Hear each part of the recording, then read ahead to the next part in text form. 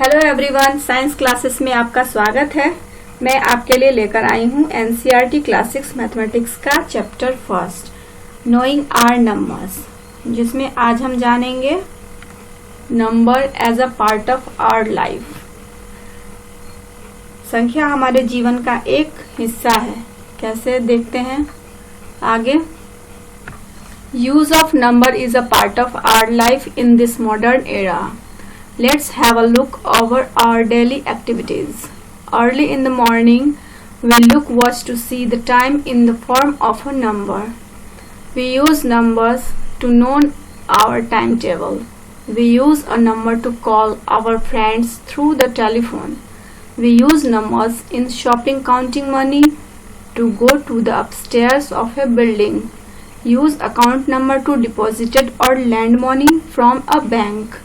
So, in every step of life, we use numbers directly or indirectly.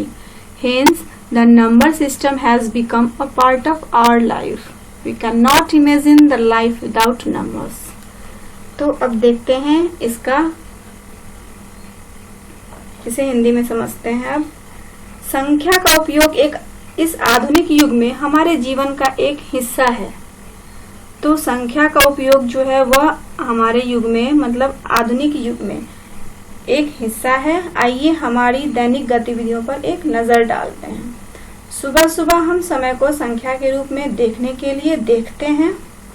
हम अपनी time table ज्ञात करने के लिए संख्याओं का उपयोग करते हैं। अब अपने दोस्तों को टेलीफोन के माध्यम से कॉल करने के लिए एक नंबर का उपयोग करते हैं। फिर हम शॉपिंग, काउंटिंग मनी में नंबर का इस्तेमाल करते हैं। किसी बिल्डिंग के ऊपर तक जाने के लिए बैंक से जमा या उधार दिए गए पैसे के लिए अकाउंट नंबर का इस्तेमाल करते हैं। इसलिए जीवन को हर चरण में हम सीधे या सीधे संख्या का उपयोग करते हैं। इसलिए संख्या प्रणाली हमारे जीवन का एक हिस्सा बन गया है। अब हम संख्या के बिना जीवन की कल्पना भी नहीं कर सकते हैं। तो अब हम आगे देखते हैं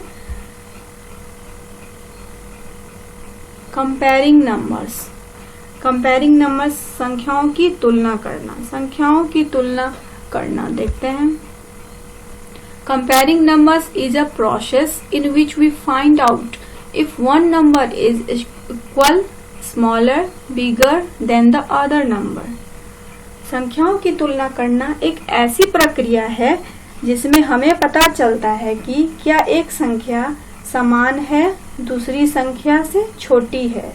मतलब एक संख्या किस संख्या के बराबर है और दूसरी संख्या किस संख्या से छोटी है। तो देखते हैं, यहाँ पे एग्जाम्पल दिया हुआ है। Compare 8 and 12। तो 8 is a single digit number, 12 has 2 digit less than 12।